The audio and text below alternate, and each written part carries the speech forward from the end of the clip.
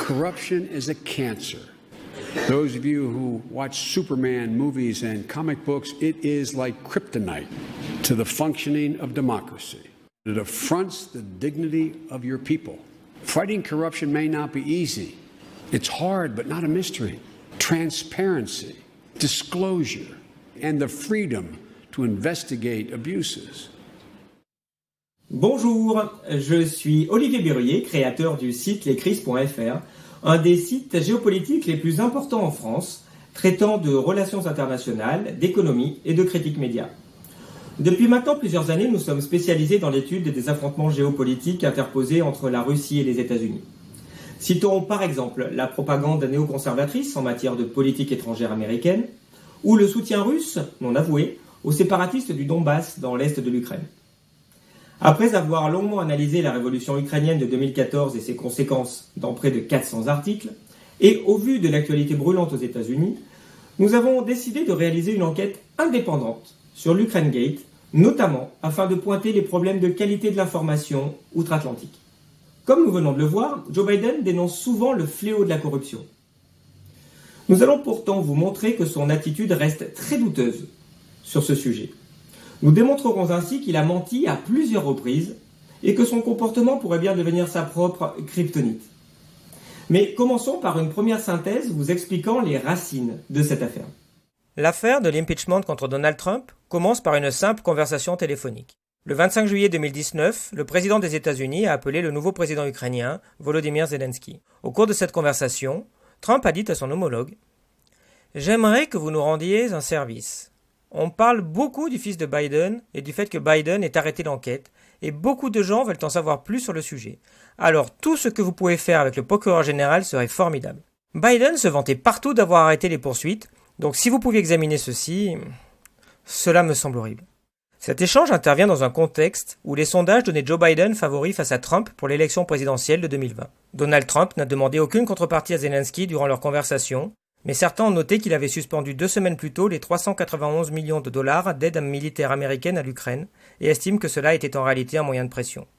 When you have a new president of Ukraine who is hearing from the United States of America that his aid is being cut off and that he has an outstanding request to do the president's political bidding, it is of course common sense that he, especially as a political novice, representing a country very dependent on the United States, would connect the two. Trump a répondu que cette suspension était simplement liée à des craintes quant à la bonne utilisation de ces fonds en raison de la forte corruption qui règne en Ukraine. Frankly, Ukraine, we want to help them. And I do like the new president. You know why I like him? Because he was honest. Because he said there was no pressure at all exerted on me, meaning him, by the president of the United States. На мене ніхто не може тиснути, тому що я президент незалежної країни. Ukraine is known before him for tremendous corruption. Tremendous. More than just about any country in the world. In fact, they're rated one of the most corrupt countries in the world. Signalons en effet qu'en 2017, le cabinet Ernst & Young a classé l'Ukraine comme pays le plus corrompu de tous ceux qu'il a étudiés. And I don't like giving money to a country that's that corrupt. But I gave the money because Rob Portman and others called me and asked. But I don't like to be the sucker. Ainsi, d'un côté, les démocrates reprochent à Donald Trump d'avoir fait pression sur le président Zelensky pour nuire à la candidature de Joe Biden. Mais de l'autre, Trump reproche à Joe Biden d'avoir fait pression sur l'Ukraine pour des motifs personnels en relation avec cet homme. Au cœur de l'Ukraine Gate se trouve cet homme, Mykola Zlochevsky. Cet oligarque ukrainien de 53 ans est un ancien ingénieur, devenu trader en hydrocarbures. Il a ensuite créé en 2002 une entreprise d'extraction de gaz en Ukraine du nom de Burisma. À 2 reprises, cet industriel a occupé des postes de premier plan au sein du gouvernement ukrainien, dirigeant l'attribution des licences de gaz, d'abord de 2003 à 2005, puis de 2010 à 2012 en tant que ministre des Ressources naturelles. Comme on pouvait s'y attendre dans un des pays les plus corrompus au monde, il a largement tiré profit de sa position en attribuant sans appel d'offres des licences à Burisma. Plusieurs personnes ont déclaré avoir rencontré l'oligarque ministre pour discuter des investissements de son entreprise, parfois même dans son bureau au ministère. Ainsi, à l'issue de ses fonctions ministérielles, Burisma était devenu le plus grand producteur privé de gaz en Ukraine. Mais sont alors arrivées les manifestations de l'hiver 2013-2014, d'abord pacifique et joyeuse, avant de se transformer en révolution de la place Maïdan le 20 février 2014, qui a entraîné la fuite du président.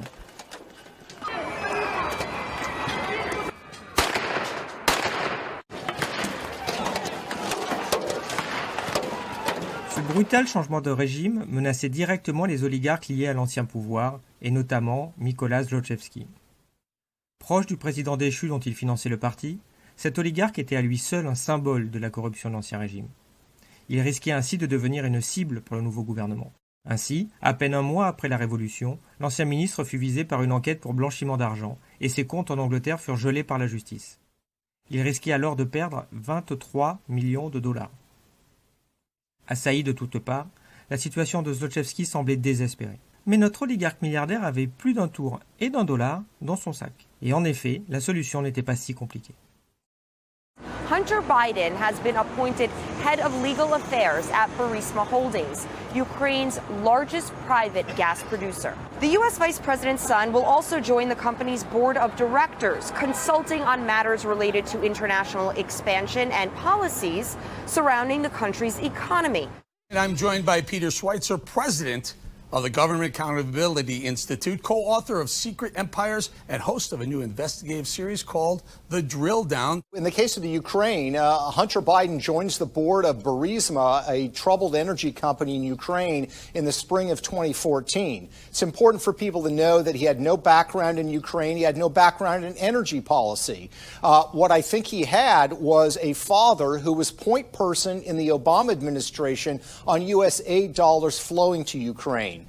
Basically, we know from financial records that Hunter Biden was getting $83,000 a month from Burisma. The problem is that corruption is being globalized. And what that means is that foreign governments and foreign oligarchs are looking to recruit the family members of politicians because they believe by striking commercial bargains with them, helping politician families become rich, that they're going to get favorable treatment. If your last name wasn't Biden, do you think you would have been asked to be on the board of Burisma? I don't know. Probably not. I don't think that there's a lot of things that would have happened in my life that if my last name wasn't Biden. Senior elected officials have to remove all conflicts between their business interests and their government responsibilities. Every other democracy in the world, that system pertains. Ou pas, hein, c'est discutable. Mais bon, après avoir prêché la bonne parole dans son sermon, Joe Biden a rappelé ceci. As the Prime Minister and the President have heard me often say, I never tell another man or another nation or another woman what's in their interest. Joe Biden affirme donc qu'il a pour principe de ne pas s'ingérer dans les affaires de notre pays. On aurait bien envie d'y croire, mais c'est faux. Ukraine has taken bold steps toward a new anti-corruption bureau and has passed legislation to reform the Prosecutor General's office. It has to be implemented now.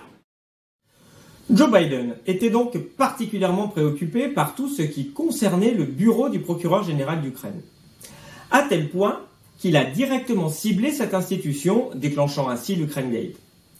Pour faire simple, le bureau du procureur général est un équivalent de notre parquet, mais avec plus de pouvoir. Il s'occupe d'engager les poursuites et veille à la légalité des enquêtes. Il a à sa tête un procureur général nommé par le président pour 6 ans. Cependant, 5 procureurs généraux se sont succédés depuis la révolution de 2014 et rares sont ceux qui ont brillé par leur intégrité. Le premier était intérimaire. Issu de la révolution, il a immédiatement ouvert plusieurs enquêtes contre Mikołaj Zlochevski pour corruption et détournement de fonds. Mais il n'est resté en place que 4 mois. Le second procureur général fut Vitaly Yarema, nommé par le président Petro Poroshenko après son élection en juin 2014.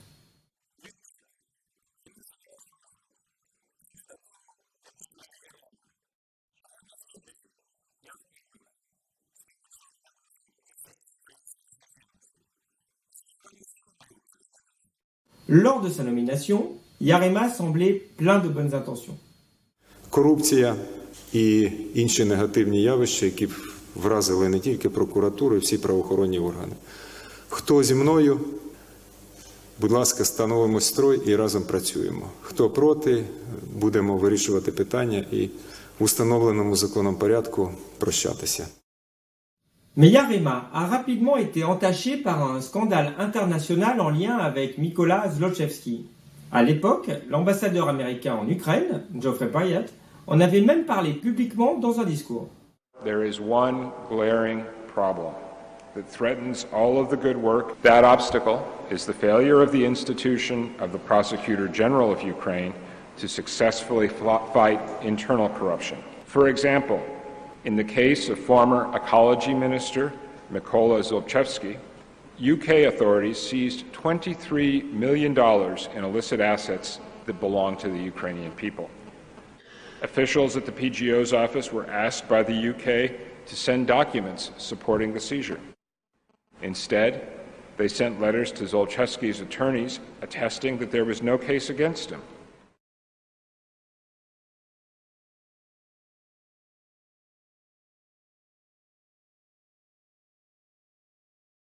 And as a result, the money was freed by the UK court, and shortly thereafter, $23 million of the Ukrainian people's money moved to accounts in Cyprus.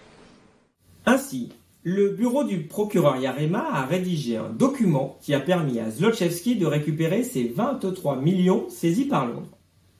Faut-il y voir une simple erreur? Pour le savoir, nous avons retrouvé cette archive de 2015 dans laquelle le procureur général adjoint Saakashvili, tout juste nommé, révélait les choses suivantes. По одному делу, например, по бывшему министру экологии, интересовались причиной, почему отсюда не были, значит, не отправлены качественные материалы по этому делу и сняли санкции. В Британии конкретно один из руководящих должностных лиц прокуратуры ему объявил, что у них подозрение, что якобы один из следователей взял взятку там, в сумме $7 миллионов. Ну, это, конечно же, стыдно. Это не должно быть. Такие люди не должны представлять лицо этого государства, нашего государства, и, конечно же, должны быть приняты конкретные меры. Bien évidemment, avec un tel scandale, le procureur général Yarema a dû présenter sa démission.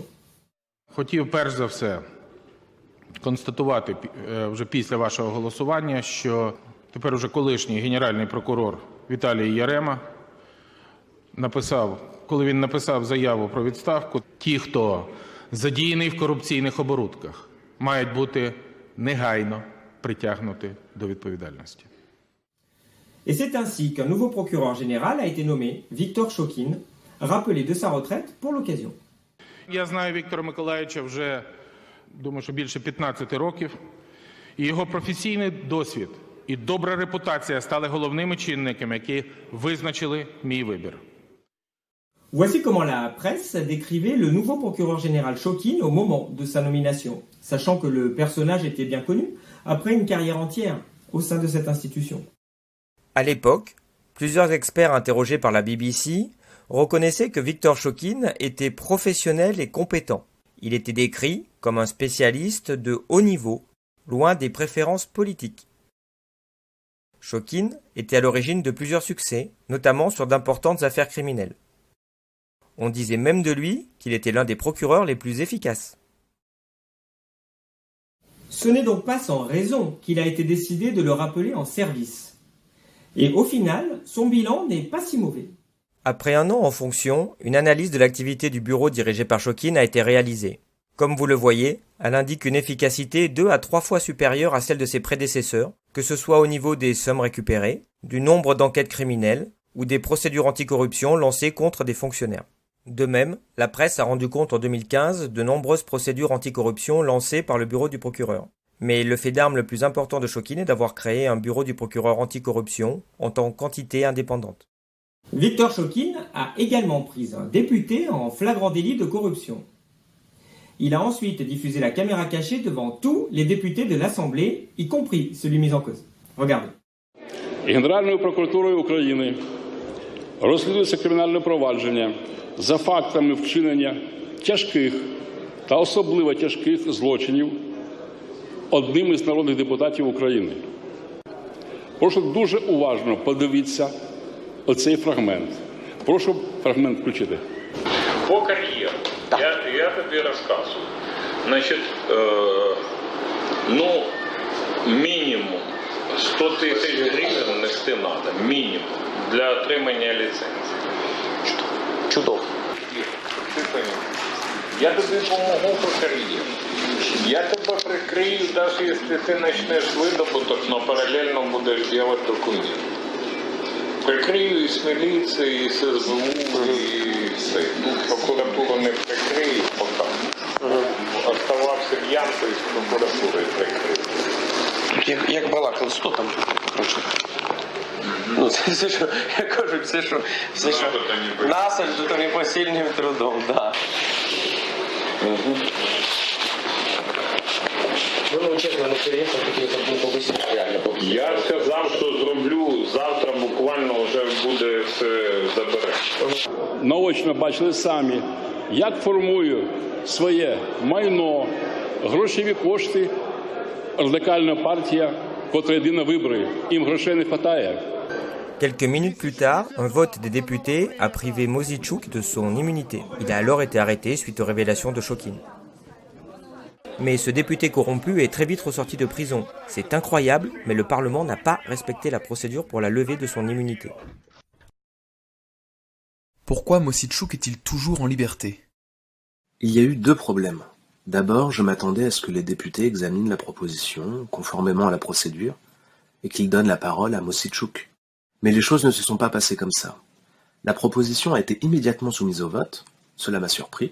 Je ne sais pas qui a décidé cette précipitation ni pourquoi, mais elle a entraîné la nullité de la procédure.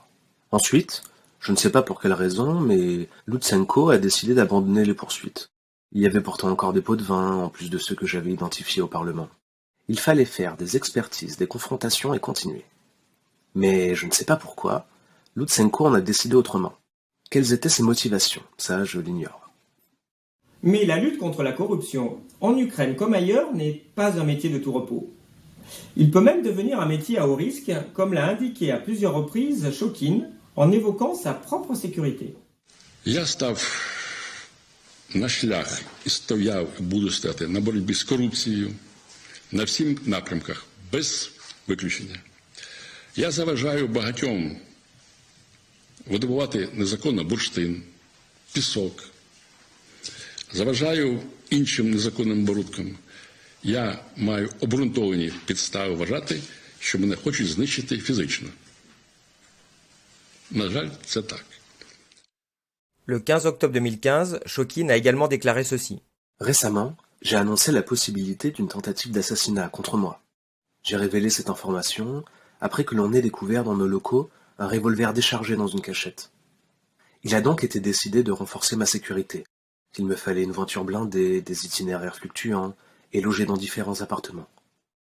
Et hélas, la suite des événements a bien montré que les craintes de Shokin étaient fondées. Вчера около 10 вечера во время служебного совещания Виктор Шокин и сотрудники, что сидели за столом, попали под обстрел снайпера. Шокирующая весть о покушении на генерального прокурора Украины Виктора Шокина наделала немало шума во властных кабинетах. Ведь повод серьезный. Впервые в истории независимой Украины произошла попытка убийства чиновника высочайшего уровня. Дерзость заказчиков и исполнителей впечатляет. Стреляли в Шокина прямо во время совещания с прокурорами в его кабинете. Генеральный прокурор это оценивает как месседж в его сторону о том, что мы можем. В то же время покушение не то чтобы стало для украинцев неожиданностью, ведь ему предшествовал целый ряд этаких сигналов. В частности, еще в июле Шокин шокировал неожиданным заявлением, говорил, его жизнь под угрозой. Par chance, Shokin s'en est donc sorti indemne. Il a par la suite indiqué qu'il s'agissait sans doute d'un avertissement. Mais finalement, ce n'est pas d'Ukraine que sont venus ses plus grands problèmes. Hey folks, Joe Biden. I just got off a 8-9 hour flight from Washington to the capital of Ukraine, Kyiv. C'est parce que Joe Biden a longuement siégé au comité des affaires étrangères du Sénat que le président Obama lui a confié la gestion du dossier ukrainien. Il a alors suivi ce sujet de très près et s'est rendu de nombreuses fois à Kiev, notamment en 2015 où il a prononcé un discours devant le Parlement. It's not enough to set up a new anti-corruption bureau and establish a special prosecutor fighting corruption. The Office of the General Prosecutor desperately needs reform. On voit bien que Joe Biden s'ingère complètement dans les affaires internes de l'Ukraine et qu'il cible précisément le bureau du procureur général. La presse a également indiqué que, dans les coulisses, Joe Biden avait exigé le départ du procureur Shokin comme condition du soutien financier américain. Pourtant, Biden est souvent le premier à déclarer qu'il ne veut pas s'ingérer dans les affaires de pays étrangers. As the Prime Minister and the President have heard me often say, I never tell another man or another nation or another woman what's in their interest. Voilà une très belle déclaration. Le problème, c'est que c'est un mensonge. Et Biden ne s'en cache même pas. I went over for, I guess, the 12th, 13th time to Kyiv, and I was supposed to announce that there was another $1 billion loan guarantee. And I had gotten a commitment from Poroshenko and from Yatsenyuk that they would take action against the state prosecutor, and they didn't. So they said they were walking out to the press conference. I said, no, I said, we're not going to give you the $1 billion. They said, you have no authority. You're not the president. The president said. I said, call him. I said, I'm telling you, you're not getting the $1 billion. I said, you're not getting the $1 billion. I'm going to be leaving here. And I think it was, 6 hours? I looked, I said, I'm leaving in 6 hours. If the prosecutor's not fired, you're not getting the money. Well, son of a bitch. Got fired. And they put in place someone who was solid. Joe Biden s'est donc ingéré personnellement dans les affaires internes de l'Ukraine en utilisant des méthodes de chantage. Et ces faits ont d'ailleurs été confirmés par son propre conseiller. The sense was, not only in the U.S. government, but in the EU and the IMF, that Shokin had become kind of a single point of failure. Fast forward to December, Vice President Biden is traveling to Kyiv. So we're flying over to Kyiv, and we're talking about the speech, and we're talking about the loan guarantee, and the Vice President is getting briefed by his advisors, but also by Assistant Secretary Nuland, and then when we land, by Ambassador Pyatt.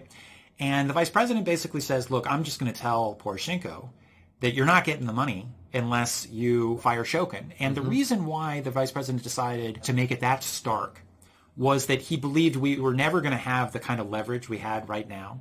En même temps, il faut bien dire qu'avec un président comme Barack Obama, Joe Biden était vraiment à bonne école.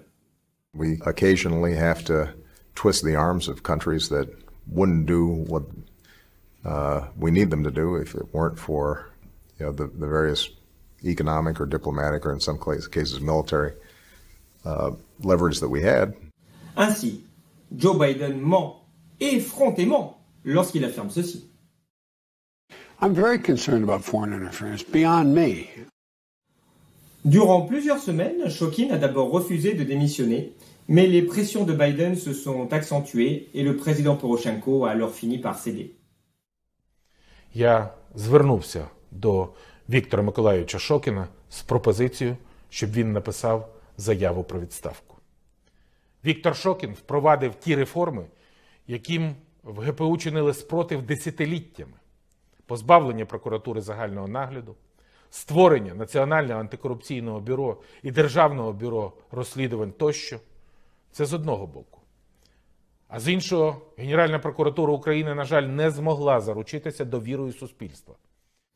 Dans un premier temps, les députés ukrainiens ont refusé la démission de Shokin. Mais un second vote a été organisé et cette fois-ci, la démission fut acceptée. Un nouveau procureur général a ainsi été nommé. Et si l'on en croit Joe Biden, And they put in place someone who was solid. Un homme solide pour remplacer Shokin? Mais de qui parle-t-il? 2 місяці пройшло з тих пір, який був відправлений у відставку Віктор Миколайович Шокін.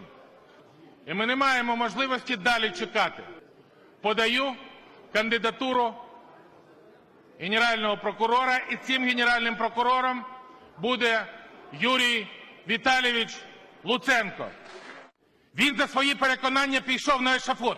Він не зрадив своїм переконанням в'язниці. Pardon? Він не зрадив своїм переконанням в'язниці.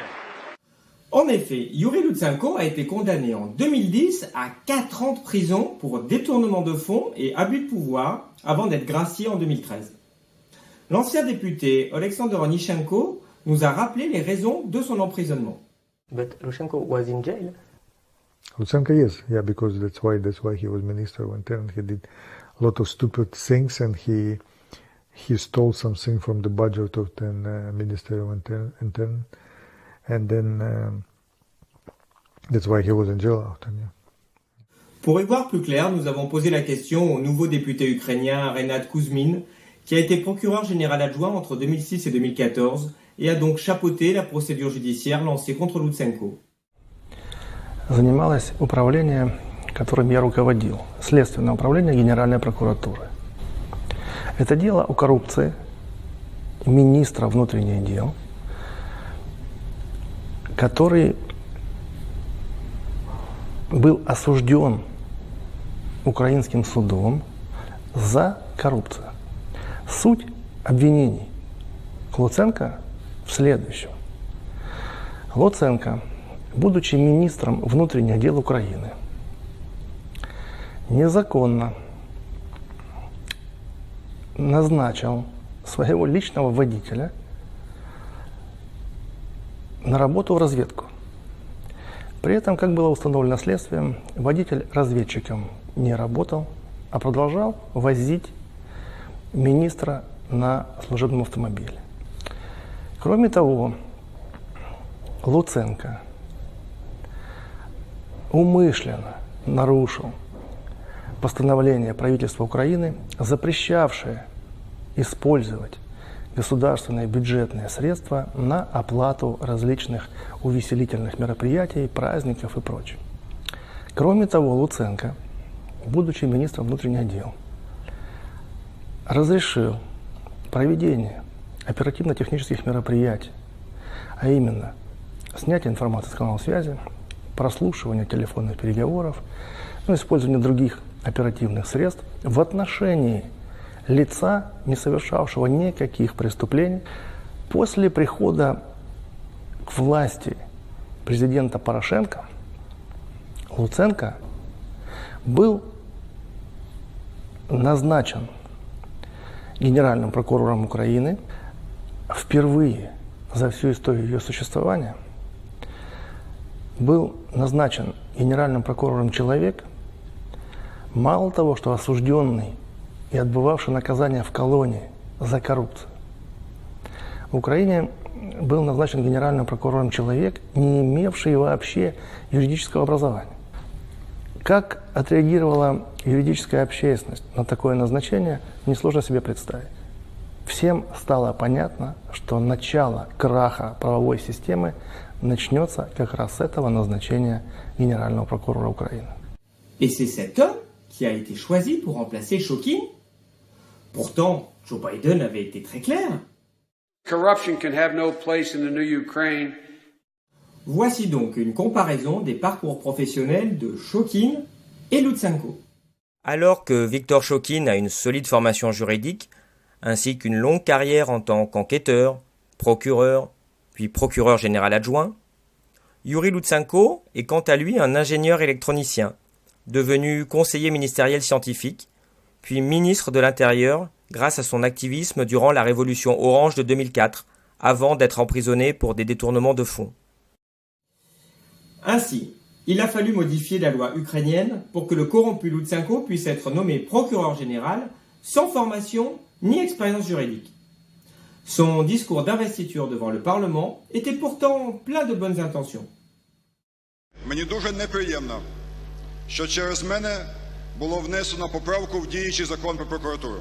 Я безумовно вважаю, що це не зовсім правильна практика і ніколи б на це не пішов, якби зміг знайти людину, в яку повірив би президент парламенту, суспільства, що він може зламати нинішню неефективну, а часто злочинну систему і має більше бажання це зробити, ніж я. Mais alors, quels ont été les résultats de cet étrange procureur général? Le 7 juillet 2016, Lutsenko réunissait la presse afin de révéler un montage grâce auquel Burisma parvenait à frauder l'impôt. Почалася операція по виявленню ще одного схеми розкрадання газу. Директор буде відповідати за свої вчинки. Схема складалася з того, що компанія «Еско Північ», яку заснувала Бурісма, через ряд фіктивних підприємств виводила свої прибутки у фіктивні витрати чим уникала від сплати податку на прибуток. Ще раз повторюся, загальна сума несплати – $1 мільярд гривень за 2 останніх роки. Oui, vous avez bien entendu. Burisma était accusé de fraude fiscale pour un montant évalué à 40 millions de dollars. Mais combien d'argent Lutsenko a-t-il réclamé pour ce redressement fiscal? Стосовно Злочевського, я абсолютно спокійно дивлюся в очі вам і суспільству. Експертиза нарахувала 160 мільйонів гривень податків. Всі 160 мільйонів гривень через тиждень після виходу експертизи були сплачені в бюджет. Pardon? 40 millions de dollars détournés et seulement 7 millions à payer pour clore l'affaire?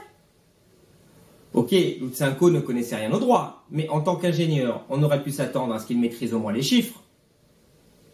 Dès lors, une question simple apparaît. Mais comment les associations ukrainiennes anticorruption jugent-elles le bilan de Lutsenko concernant Burisma et Zlochevsky? Écoutons le témoignage d'Anastasia Krasnosilska, experte au Centre d'action anticorruption. As for economic crimes of Yanukovych, the ones that are connected with allegedly embezzlement of public funds, none of these cases has been submitted to the court. Not even one. Well, basically what we see is that Prosecutor's General Office is not investigating these cases in a due way. Well, there have been a criminal case against Zlochevsky about allegedly illicit enrichment. However, Prosecutor's General Office changed legal qualification of this case for a tax crime for which not even Zlochevsky, but a legal entity connected to him paid a small amount of money, and the case has been closed, with no opportunity to bring Zlochevsky personally to legal liability for illicit enrichment, with no opportunity to recover $23 million. Et voici ce qu'en pense Daria Kaleniuk, qui est directrice du Centre d'action anticorruption en Ukraine. Проблема в тому, що це провадження, яке порушили в Великобританії, не розслідувалося нормально, професійно, незалежно українською прокуратурою. Воно зливалося дуже системно, професійно, з урахуванням різних, напевно, що політичних переговорів. Очевидний факт, що прокуратура злила справу проти Злочевського. Очевидний факт, що прокуратура злила справу проти Бурізму. Очевидний факт, що прокуратура не дослідила до кінця, як Злочевський видавав сам собі ліцензії. Mais alors, que pense Lutsenko de son propre bilan sur Burisma? Company Burisma is a great company with 3 main cases. So the first case about non-paying taxes, we have finished this case. They have paid money, and according to Ukrainian law, maybe it is crazy for you or for American, but according to Ukrainian law, when they have paid money, they are free. The case was closed. I am sure that it was legal and successful for Ukrainian budget. Donc, la définition d'un succès pour Yuri Lutsenko, c'est ça. Ще раз повторюся, загальна сума несплати – $1 мільярд гривень. Експертиза нарахувала 160 мільйонів гривень податків. A great success! L'intégrité de Yuri Lutsenko pose ainsi de lourdes questions. Et on n'est pas surpris à l'écoute des propos du ministre des Finances ukrainien qui déclarait ceci en 2017. Державним банком «Приватбанк» було ініційовано порушення 5 кримінальних справ, що наразі розслідується Генеральною прокуратурою України. Однак жодна з цих справ на сьогоднішній день не була передана на розгляд судів, оскільки досудові розслідування у даних провадженнях просуваються вкрай повільно, а в деяких справах слідчі дії взагалі не ведуться. Я вимагаю відставки Генерального прокурора Юрія Луценка. Rappelons enfin que le procureur Lutsenko est évoqué dans le rapport du lanceur d'alerte ayant fait éclater l'Ukraine Gate. Cet officier de la CIA indique que Lutsenko était largement critiqué en Ukraine pour protéger les dirigeants ukrainiens corrompus. D'ailleurs, le Centre d'action anticorruption dresse un bilan catastrophique de l'action du procureur Lutsenko. What are his major successes? Well, unfortunately, we do not see any major successes of Prosecutor General Mr. Lutsenko. What about minor successes? Neither we see his minor successes, because if we try to remember his promises that he made when he was appointed as Prosecutor General and compare them to what has actually been done, we see that nothing has been done. Il faut également savoir que l'absence d'intégrité professionnelle n'est pas la seule chose qui pose problème chez Lutsenko. Sa vie personnelle a aussi fait l'objet de plusieurs скандалов. А вы знаете, что вот когда мы начали изучать игорный бизнес сегодняшний, нелегальный, кто бенефициары основные в этом бизнесе? Юрий Луценко, акционер сети подпольных казино. Державне бюро розслідувань зареєструвало кримінальне провадження проти екс-генпрокурора Юрія Луценка. Справу порушено начебто через зловживання службовим становищем шляхом сприяння незаконному гральному бізнесу. Щонайменше 50 тисяч євро вартував тижневий відпочинок родини генерального прокурора Юрія Луценка на Сейшельських островах на початку січня. Він разом з родиною зупинився на 8 ночей в одному з найдорожчих готелів Сейшел. І виклав у соцмережу довідку про те, яким є рівень його зарплатні. Його родина сукупно витратила на тижневу відпустку на Сейшелах більше 50 тисяч євро. При цьому я вважаю, що відпочинок не був жодною надмірністю, вкладається в те, що собі дозволяє середній клас. Précisons que, quelques mois après ce reportage, la Cour européenne des droits de l'homme a ordonné à Yuri Lutsenko de cesser ses actions visant à tenter d'accéder aux sources de la journaliste Natalia Sedlecka. Plus généralement, le niveau de vie et le patrimoine de Yuri Lutsenko soulèvent de nombreuses questions. Signalons par exemple que lui et sa femme vivent dans une maison de 859 mètres carrés. Autre bizarrerie, les actifs financiers déclarés du couple ont connu une croissance étonnante ces dernières années. C'est dû à une spécificité de Madame Lutsenko, qui dispose depuis 4 ans de 245 000 à 300 000 $ en espèces. Du cash donc. Précisons qu'Irina Lutsenko est elle aussi députée et que son patrimoine financier a beaucoup augmenté depuis 2014. En avril 2017, alors que son mari était procureur général, elle a été désignée par le président Poroshenko comme sa représentante au Parlement. Le patrimoine de Madame Lutsenko fait cependant pâle figure face aux 61 millions de $ présents sur le compte en banque du président oligarque. Президент України Петро Порошенко є гарантом нульової толерантності до корупції. En 2013, Yuri Lutsenko et Marina Poroshenko sont devenus parrain et marraine du même bébé. La malhonnêteté de Yuri Lutsenko est rapidement devenue une certitude partagée. Citons par exemple ce témoignage devant le Congrès du diplomate américain Kurt Volker, selon qui Lutsenko ne mérite pas un gramme de confiance. Mais ce sont surtout les associations de lutte anticorruption qui ont largement dénoncé ce procureur indigne. Tout ceci explique qu'en mai 2019, 20 ONG ukrainiennes, dont Transparency International, ont demandé que des sanctions personnelles soient mises en place contre Yuri Lutsenko au titre de la loi américaine dite Magnitsky. Les faits qui lui sont reprochés sont graves et vont de l'absence de détermination à enquêter contre les attaques visant les activistes anticorruption jusqu'à l'obstruction à la justice et à la pure corruption. Mais à ce jour, les États-Unis n'ont toujours pas mis en place des sanctions contre Lutsenko. Le plus étonnant dans tout ceci, c'est que l'Ukraine n'étant pas complètement dysfonctionnelle, la justice n'est pas restée inactive face à Yuri Lutsenko. Il convient également d'indiquer que plusieurs enquêtes ont été ouvertes à propos de Yuri Lutsenko quand il était procureur général pour des soupçons d'abus de pouvoir et de corruption. Et depuis son départ l'été dernier, les mises en cause se sont accélérées. Des enquêtes judiciaires sur lui? Pour le procureur Lutsenko, tout cela est parfaitement normal. Якщо не помиляюся, вже 5 чи 6, може й більше, кримінальних проваджень, які мають стосунок до мене. Ненормальним, звичайно, є ажіотаж навколо цього. Lorsque l'ancien président géorgien, Mikhail Saakashvili, est venu prêter main forte à l'Ukraine dans sa lutte contre la corruption, en tant que gouverneur de la région d'Odessa, il n'a pas mâché ses mots concernant le comportement du procureur Lutsenko. Луценко был бизнесменом. За 3 месяца до того, как он ушел в отставку, он продал свои акции табачной индустрии Украины за $70 миллионов, что вы понимаете. Это был барыга классический, он называл себя генеральным прокурором. Но, например, есть история, значит, есть парк такой, парк Горького у нас в Одессе. И там супружеская пара там Качановых, они там у них, они арендуют часть парка, они обратились к брату Луценко, потому что Луценко был генеральным прокурором. Что этот брат сделал? Он говорит, я передам все генеральному прокурору, он вам все сделает.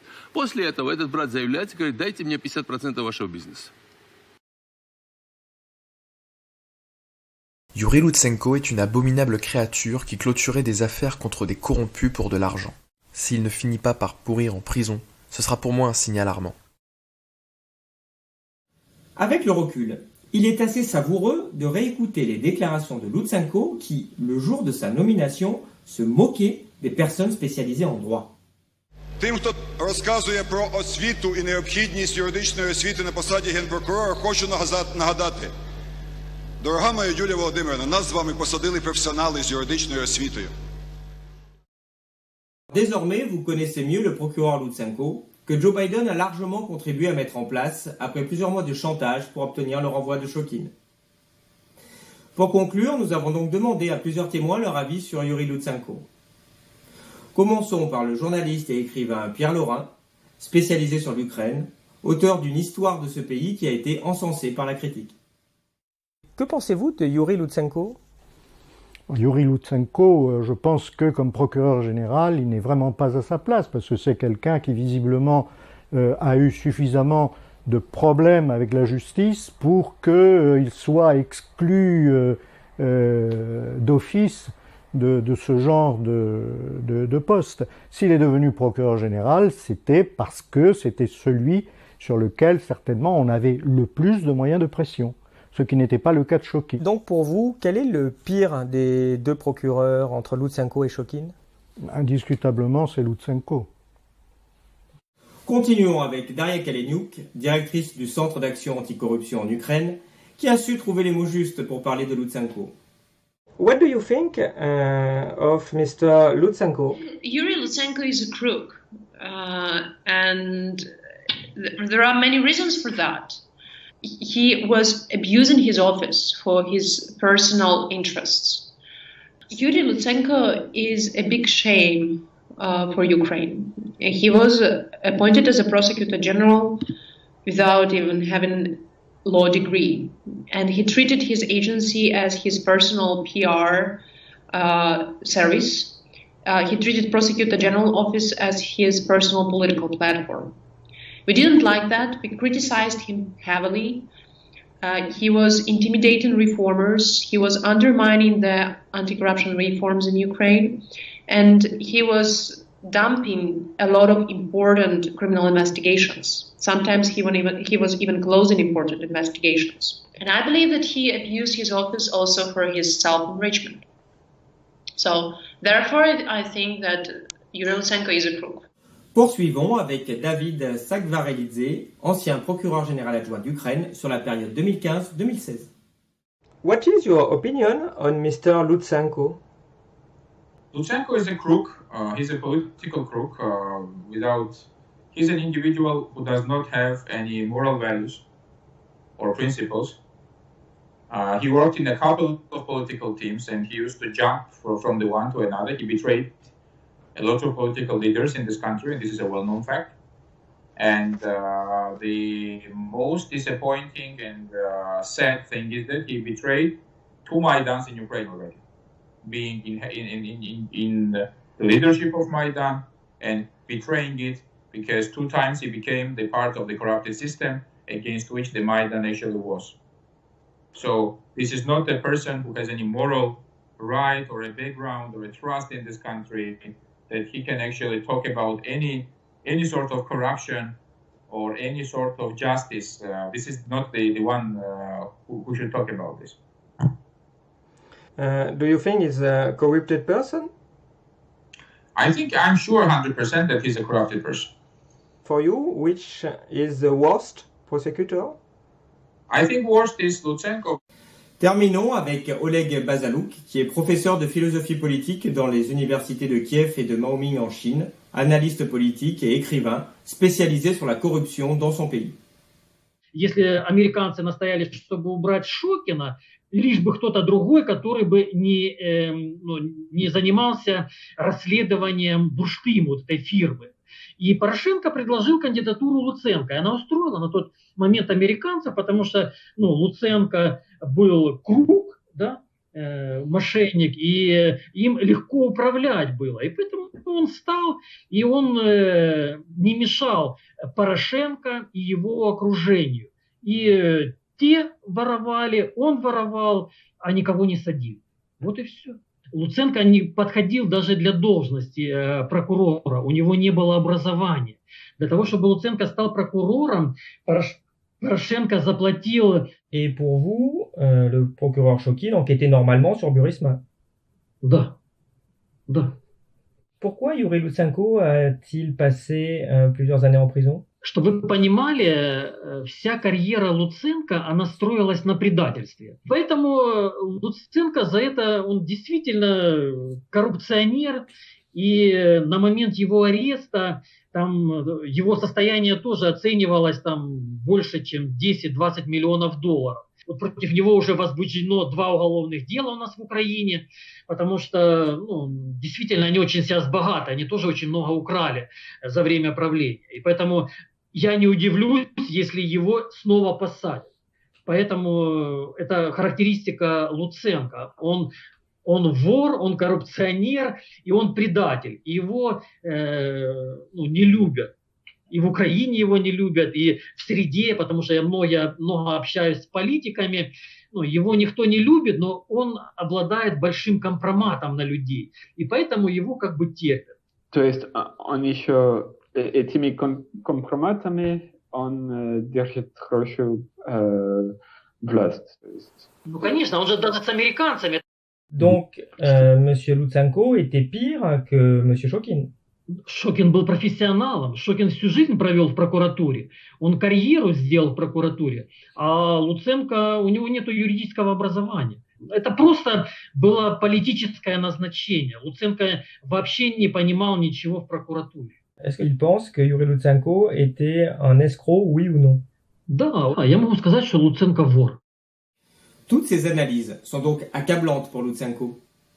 Notons enfin que ceci est également apparu clairement durant les auditions au Congrès.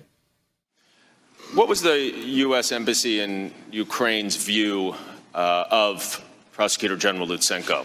He was using his office to insulate and protect political allies while presumably enriching himself. Is another way to describe that corrupt? Yes.